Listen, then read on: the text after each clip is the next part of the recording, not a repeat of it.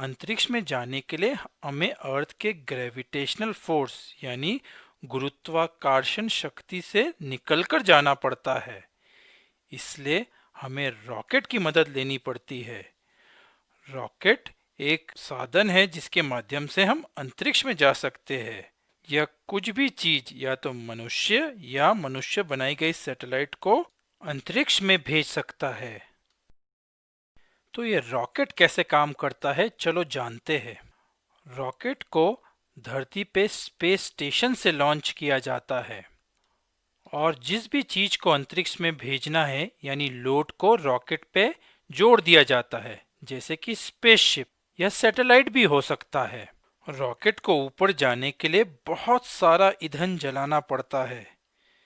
जब ये रॉकेट उड़ने के लिए यानी लिफ्ट ऑफ के लिए तैयार होता है, तब उसके नीचे से बहुत सारी गैसेस निकलती है और वह धरती के ऊपर टकराती है।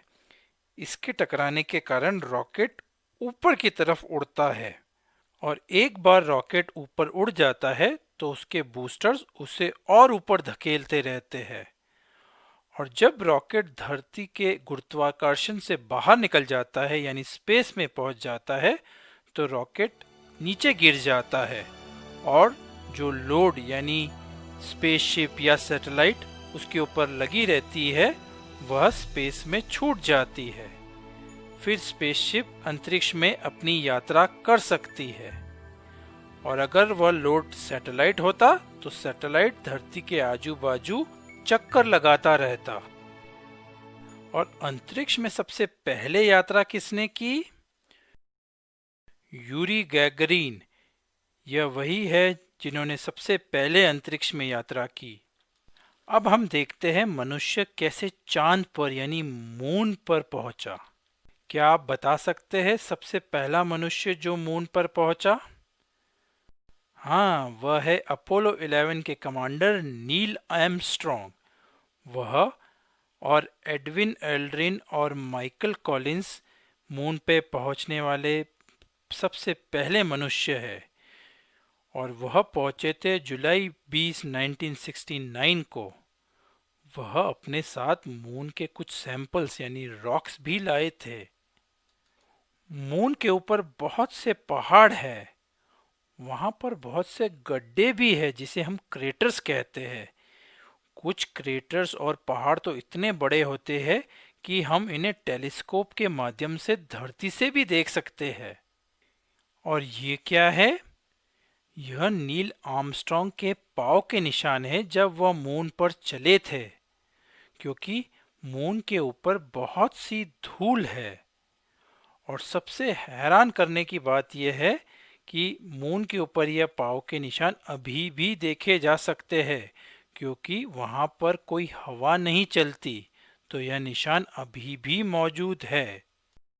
मून पर पानी और हवा नहीं होने के कारण वहां हम प्राणी जी नहीं सकते। ध्वनि तरंग के लिए हवा का माध्यम होना जरूरी है, इसलिए वहां पर ध्वनि भी नहीं पहुंचती, यानी हम सुन नहीं सकते।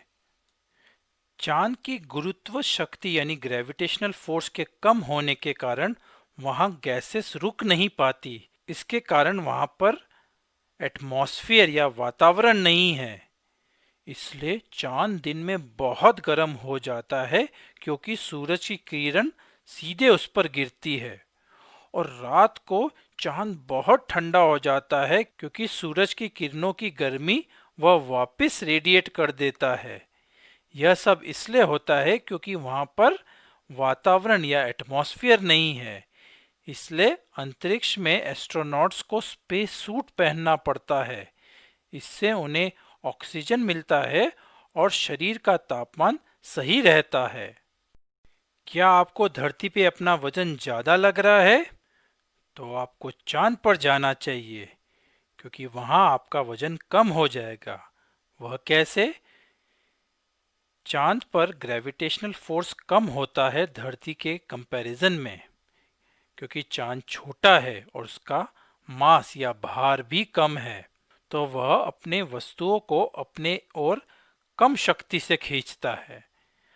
अगर आप चांद पर खड़े हो तो आपको सिर्फ 17% यानी 17% ग्रेविटेशनल फोर्स का अनुभव होगा।